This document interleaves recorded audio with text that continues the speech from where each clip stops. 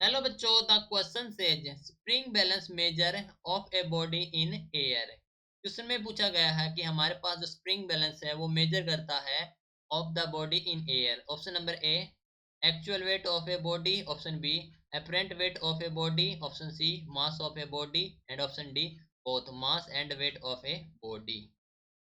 तो इस क्वेश्चन के लिए हमारा की कॉन्सेप्ट यूज हो रहा है। तो की concept is spring balance. Spring balance है, ठीक है। तो हमें बताना कि स्प्रिंग बैलेंस क्या मेजर करता है। तो हमारे पास है एक स्प्रिंग बैलेंस है जिससे अटैच है एक कोई भी बॉडी या फिर कोई भी ऑब्जेक्ट है जिसका मास है एम। तो ड्यू टू द अर्थ से, अर्थ के कारण उस पर जो ग्रेविटेशनल फोर्स लगेगा due to the earth gravity, तो that is equal to the M G, ठीक है। फोर्स लगेगा, हो जाएगा हमारे पास एम ऑफ जी। तो हम जानते हैं कि जो वेट होता है W, that is equal to the m into g।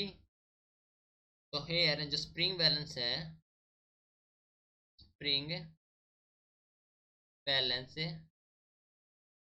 वो देता हमें gives the actual weight of a, actual weight of A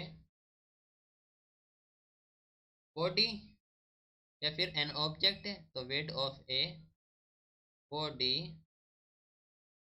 in air, in air due to, due to negligible,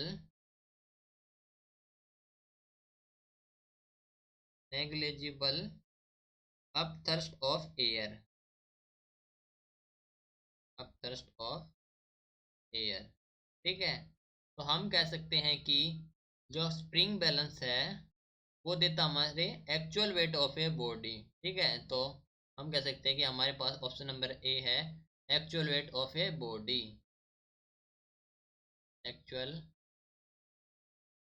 wait of a body. Option A is correct. Hope you understood it well. Best of luck. Thank you.